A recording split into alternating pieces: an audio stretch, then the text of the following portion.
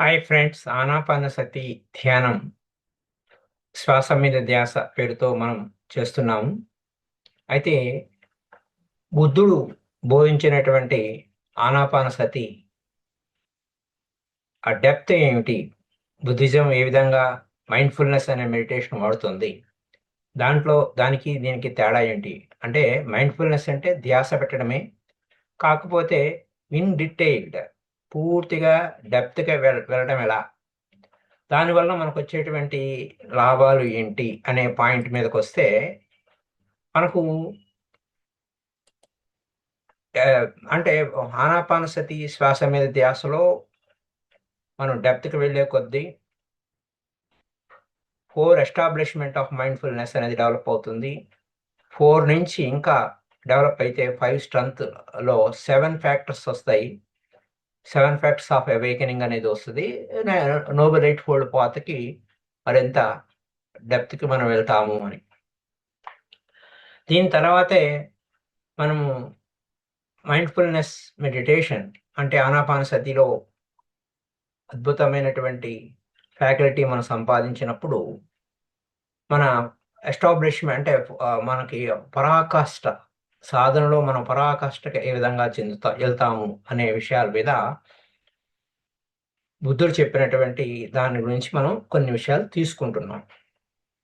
Mindfulness of in and out breathing అంటే లోపలికి వెళ్ళే శ్వాస, బయటకు వచ్చే శ్వాస మీద ధ్యాస పెట్టడం అనే పాయింట్ మీద మనం డెప్త్ వెళ్తాం అన్నమాట. So my dear friends, is very very wonderful meditation. ఈ మెడిటేషన్ శ్వాస మీద ధ్యాస అంటే దాంట్లో ఆల్రెడీ మనం సాధన ఏ విధంగా చేసాము, దాంట్లో మనకు వచ్చినటువంటి బెనిఫిట్స్ ఏంటండి మీరు చెక్ చేసుకోవచ్చు. So let us go to the meditation process. దీని నుంచి ఇంకా మనకి ఎలా వెళ్తాము అనేది తర్వాత చెప్తాను. దీంట్లో బేసిక్ పాయింట్స్: బ్రీతింగ్ ఇన్ అంటే శ్వాస లోపలికి తీసుకోవటం. ఆ శ్వాస లోపలికి తీసుకున్న శ్వాస దీర్ఘంగా ఉందనుకోండి, లాంగ్ లాంగ్ బ్రీత్ అనుకోండి. బ్రీతింగ్ ఇన్ లాంగ్, లోపలికి సుదీర్ఘమైన శ్వాస అంటే డీప్ బ్రీతింగ్ ఇన్ లాంగ్. అలా లోపలికి వెళ్తున్నప్పుడు మనకి ఏమి అండర్స్టాండ్ అవ్వాలంటే ఐఆమ్ బ్రీతింగ్ ఇన్ లాంగ్, నేను శ్వాసను లాంగ్ బ్రీత్ లోపలికి తీసుకుంటున్నాను. ఓకే. అలాగే బ్రీతింగ్ అవుట్ లాంగ్ అంటే ఎంత లాంగ్ బ్రీత్ తీసుకున్నామో అలాగే లాంగ్ బ్రీత్ అవుట్. అక్కడ మనకు మైండ్ఫుల్నెస్ ఏంటి?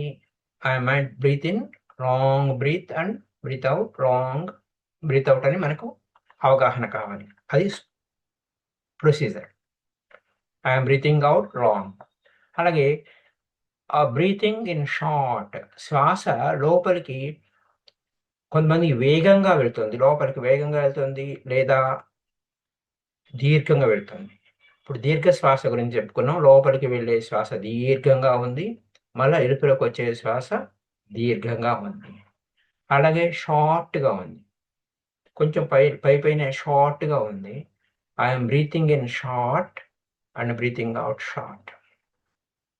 సపోజ్ బ్రీతింగ్ అవుట్ షార్ట్ అంటే బ్రీతింగ్ బయటకు వెళ్ళే శ్వాస చిన్నగా ఉంటే నేను నా శ్వాస బయటకు వెళ్ళే శ్వాస చిన్నగా ఉంది, లోపలికి వెళ్ళే శ్వాస చిన్నగా ఉంది, అలాగే బయటికి వెళ్ళే శ్వాస చిన్నగా ఉంది అన్న ఇరుక కలిగి ఉండడం. ఆ విధంగా మనల్ని మనం ట్రైన్ చేసుకుంటూ వెళ్తాం. అప్పుడేమవుతుంది? He train himself. I will breathe in sensitive to the entire body. ఇక్కడ పాయింట్ చూసారా? శ్వాస ఫస్ట్ మొట్టమొదటి మళ్ళా రిపీట్ చేస్తున్నాను.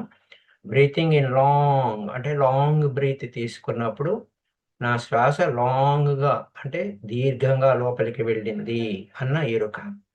అలాగే నా నిశ్వాస బయటికి వెళ్ళే నిశ్వాస దీర్ఘంగా బయటికి వెళ్ళింది అన్న ఎరుక. అలాగే బ్రీత్ లోపలికి వెళ్ళే బ్రీత్ చిన్నగా షార్ట్ బ్రీత్ అయితే లోపలికి వెళ్ళే శ్వాస షార్ట్‌గా చిన్నగా వెళ్ళింది. చిన్న బ్రీత్‌గా ఉంది. అంతే బ్రీత్ ఎక్కువ దీర్ఘంగా లేదు. చిన్నగా ఉంది. అలాగే బయటికి వెళ్ళే నిశ్వాస చిన్నగా ఉంది. ఇక్కడి నుంచి ఇంకా హైయర్ స్టేజ్‌కెళ్ళింది. I will breathe in sensitive to the entire body. మొత్తం శ్వాస తీసుకునేది ఎలా అంటే, మొత్తం ఎంటైర్ బాడీ అంతా శ్వాస లోపలికి తీసుకుంటుంది. అలా ట్రైన్ చేసుకుంటాడనమాట. అలాగే అంటే నేను శ్వాస లోపలికి వెళ్తుంది మన ట్రైనింగ్ ఎలా అవుతుంది? మనం ట్రైన్ చేసుకుంటూ ఉంటాం. ఇక్కడ ఉచ్ఛ్వాస, నిశ్వాసాల స్థితిని దాటేసాం. ఆ శ్వాస దాటిన తర్వాత లోపలికి వెళ్ళే శ్వాస సుదీర్ఘంగా ఉంది. అలాగే బయటకు వచ్చే నిశ్వాస సుదీర్ఘంగా ఉంది అని ఒక స్టెప్ వేసాం. అలాగే లోపలికి వెళ్ళే శ్వాస చిన్నగా ఉంది. బయటకు వెళ్ళే శ్వాస చిన్ చిన్నగా ఉంది అని తెలుసుకున్నాం. ఇక్కడ మొత్తం శరీరమంతా శ్వాస లోపలికి తీసుకుంటాను. I will breathe in sensitive to the entire body. I will breathe in sensitive to the entire body. అలాగే breathe out sensitive to the entire body. ఈ శరీరం అంతా శ్వాస తీసుకుంది. అలాగే శరీరం అంతా నిశ్వాసగా నా శరీరంలోంచి నిశ్వాస వెళ్ళిపోతుంది. అలా ట్రైన్ చేసుకోవాలి. అలాగే ఈ train himself I will breathe in calming the body fabrication. శరీరంలోని అణువణువు అంతా కూడా ప్రశాంత స్థితికి తీసుకువెళ్తుంది. బ్రీత్ ఇన్ లోపలికెళ్ళినప్పుడు. అలాగే breathe out. I will breathe out sensitive to the entire body. అంటే ఆ ఎంటైర్ బాడీ సెన్సిటివ్ నుంచి చెప్పుకున్నాం. అలాగే కామింగ్ ఆఫ్ ది బాడీ. అలాగే నిశ్వాస రూపంలో coming of the body fabrication మొత్తం అంతా కూడా. He trained himself, I will breathe in sensitive to the rupture. అంటే ఇక్కడ ఏంటి? నా శ్వాస లోపలికి వెళ్తుంది. లోపలికి వెళ్ళిన శ్వాస మొత్తం అంతా పరవశం, బ్రహ్మానంద స్థితి వచ్చింది. అలాగే నిశ్వాసగా వెళ్తున్నప్పుడు నేను ఎంతో పరవశంగా ఉన్నాను, హాయిగా ఉన్నాను అని. సో, మళ్ళీ అగైన్ మనం ఆ విధంగా ట్రైన్ చేసుకుంటూ ఉంటాం. I will breathe in sensitive to pressure. అది ఒక పరవశ స్థితి. ఇప్పుడు నేను ఆనంద స్థితి. నా ప్రెషర్‌గా ఉంది.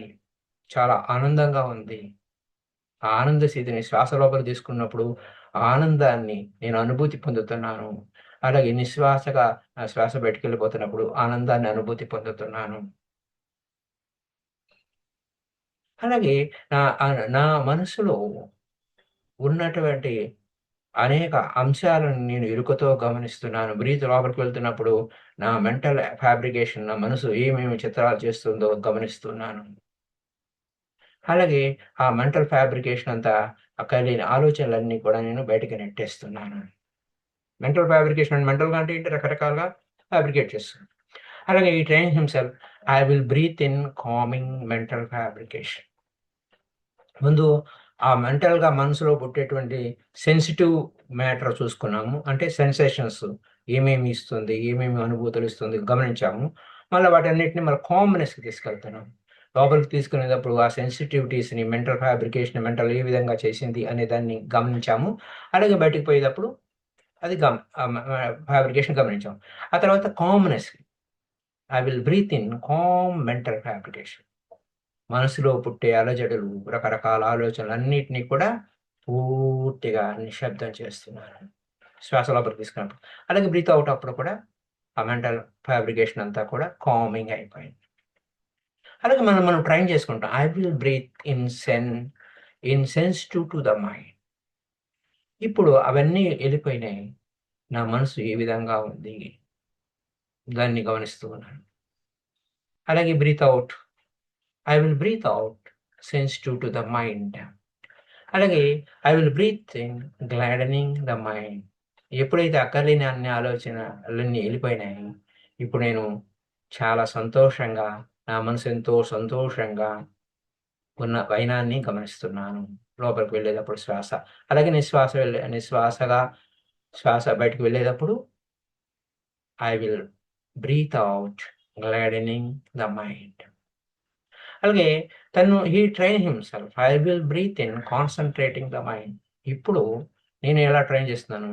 నా మనసుని ఏకీకృతం చేస్తున్నాను, కాన్సంట్రేషన్ చేస్తున్నాను. అంటే ముందు డెఫైల్మెంట్స్ అన్నీ చెదారం అంతా వెళ్ళిపోయిన తర్వాత ఇప్పుడు మనసు ఏకీకృతం అవుతుంది. నా శ్వాస లోపలికి వెళ్తున్నప్పుడు బ్రీతింగ్ ఇన్ లోపలికి వెళ్తున్నప్పుడు breath in concentrating the mind, మనసుని ఏకీకృతం చేశాను. అలాగే బ్రీత్ అవుట్ లోపలికి బయటికి వెళ్ళేటప్పుడు కూడా, నిశ్వాసలో వెళ్ళేటప్పుడు కూడా ఏకీకృతం చేస్తున్నాను, కాన్సంట్రేటింగ్ ఉంది. అలాగే మనం he train himself who does who are doing meditation. అతను ఎవరు? ఎవరైతే ధ్యానం చేస్తున్నారో వాడు. I will breathe in releasing the mind, మనసుని పూర్తిగా శూన్యం చేస్తున్నాను. ఈ train himself I will breathe out releasing the mind. అలాగే మళ్ళా I will breathe in focusing on inconsistency.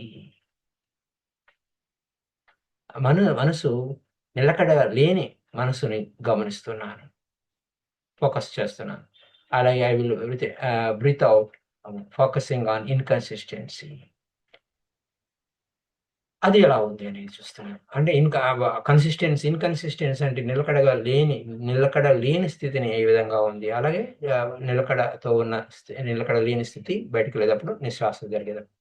అలాగే I will breathe in focusing on cessation of mind. And inconsistency నుంచి dispassion అనే విషయాల మీద ఇంతవరకు ఆపుదాం. మరి ఎందుకంటే ఎక్కువ మనకి అవి ఎంతవరకు మనం అబ్జర్వ్ చేసుకున్నాం. ఎందుకంటే వీ హ్యావ్ టు ప్రాక్టీస్. ఒక లోపలికి వెళ్ళే శ్వాస, బయటకు వెళ్ళే శ్వాస ఇంత కఠినంగా మనకు ఆయన చెప్పలేదు. కానీ ఇంకా డెప్త్‌కి వెళ్ళాలంటే, జస్ట్ ఊకే పైపైనే ఉండకుండా ఇంకా డెప్త్‌కి వెళ్ళాలంటే, నేను ఏ స్థితుల్లో నేను అబ్జర్వ్ చేశాను. ఇప్పుడు ఆ యొక్క మనసు యొక్క స్థితి ఏ విధంగా ఉంది? నిలకడగా ఉందా? నిలకడగా లేదా? అనే ఆ విషయాలను నేను ఎంతవరకు అబ్జర్వ్ చేశాను అనే విషయాల మీద ఉన్నప్పుడు, ఇంకా హైయర్ డెవలప్‌మెంట్‌కి ఆనాపానసతిలో మనం ఇంకా హైయర్ డెవలప్‌మెంట్‌కి వెళ్ళడానికి మనం ఎక్కడ ఆగి ఉన్నాము? సతి అంటే అవేర్‌నెస్‌లో ఉన్నామా లేదా? అనే విషయాల మీద మనం మాట్లాడుకున్నాం. So, thank you very much.